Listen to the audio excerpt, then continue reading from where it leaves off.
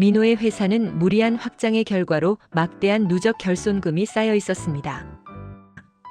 그때 투자자 태호는 결손금을 털어내기 위한 무상감자를 제안하며 이것이 회사를 살릴 유일한 수술이라고 설득했습니다. 회사의 재무이사는 무상감자가 시행되면 기존 주주들의 주식 가치가 하락하겠지만 자본 잠식을 탈피하기 위해서는 불가피하다고 말했습니다. 그날 밤 태호와 재무이사는 비밀리에 만났습니다. 사실 재무이사는 태호가 심어놓은 내부 조력자였습니다. 두 사람은 민호가 무상감자라는 독이 든 성배를 마시기로 한 것을 축하하며 잔을 부딪혔습니다. 이사회가 신속하게 진행되었습니다. 민호는 무상감자 승인 서류에 최종 서명을 마쳤습니다. 민호의 지분율은 유지되는 듯 보였으나 회사의 자본금 규모 자체가 작아지며 거대한 폭풍을 맞이할 준비가 끝났습니다. 무상감자가 완료되자마자 태호는 본색을 드러냈습니다.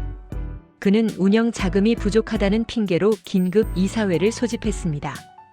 그리고는 기존 주주들을 배제한 채 자신이 지정한 특정 법인에게만 신주를 발행하는 제3자 배정 유상증자를 안건으로 올렸습니다. 민호는 당황하며 반대했지만 태호는 이미 이사진의 과반을 포섭한 상태였습니다. 민호는 재무이사를 붙잡고 절박하게 따졌습니다. 하지만 재무이사는 차갑게 민호의 손을 뿌리쳤습니다. 그녀는 자본의 세계에 영원한 아군은 없다며 이미 이사회는 증자를 승인했다고 사무적으로 답했습니다. 결국 증자가 실행되었습니다. 태호가 소유한 페이퍼 컴퍼니가 헐값에 발행된 엄청난 양의 신주를 모두 사들였습니다. 민호의 지분은 순식간에 희석되어 추락했습니다. 이제 태호가 합법적으로 회사의 최대 주주가 되었고 경영권을 완전히 장악했습니다. 해임 통보서를 받은 민호는 명패를 챙겨 사무실을 나섰습니다. 불과 몇 달 전만 해도 자신의 왕국이었던 곳에서 그는 이방인이 되어버렸습니다. 보안 요원들이 그의 뒤를 따르며 퇴거를 독촉했습니다.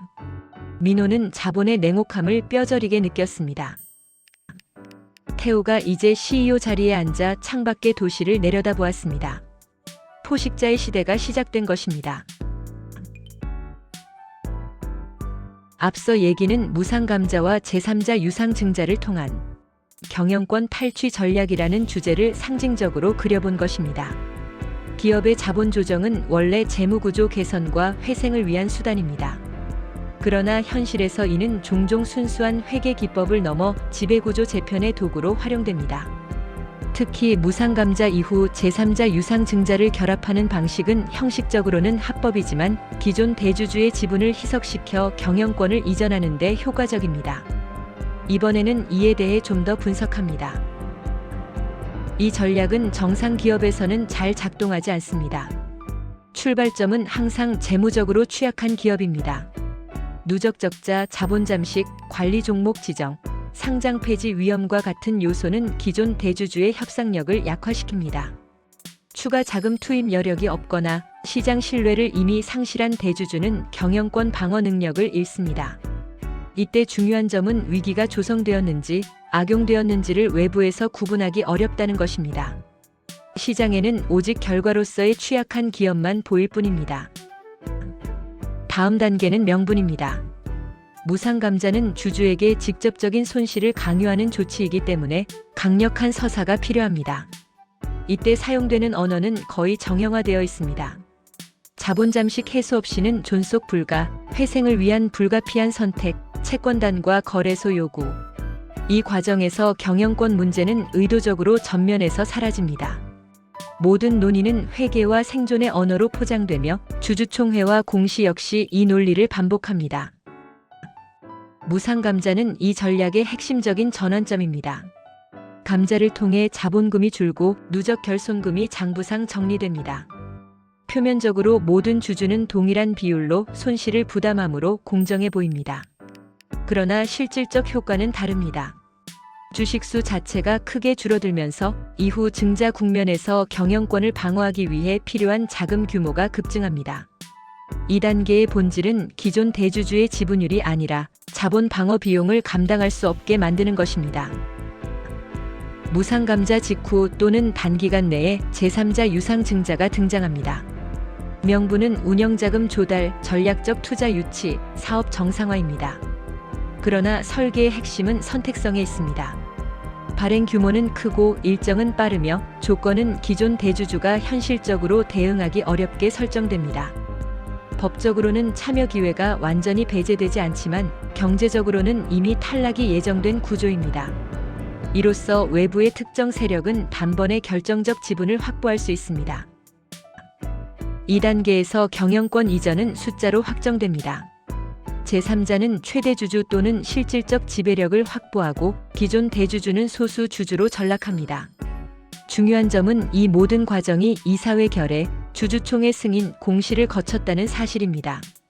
적대적 M&A도 아니고 공개 매수도 아닙니다. 그러나 경영권은 이전되었고 그 과정은 제도 안에서 이루어졌습니다. 마지막 단계는 서사의 완성입니다. 회사가 존속하면 과정은 정당화됩니다. 기업을 살렸다, 시장 논리에 따른 결과, 주주도 동의한 구조 조정이라는 말이 반복됩니다.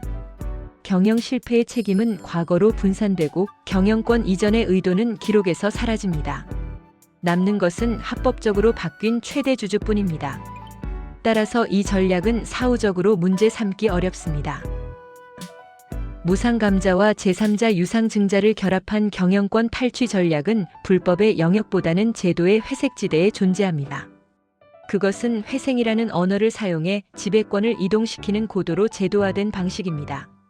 문제는 이 과정이 반복될수록 자본시장의 신뢰 비용이 누적된다는 점입니다. 회계적으로는 정상화되었을지 모르지만 지배구조의 정당성에 대한 의문은 남습니다. 결국 이 전략은 한 기업의 문제가 아니라 자본시장이 어떤 실패를 용인하고 어떤 권력 이동을 묵인하는가에 대한 질문으로 귀결됩니다. 이상입니다. 감사합니다.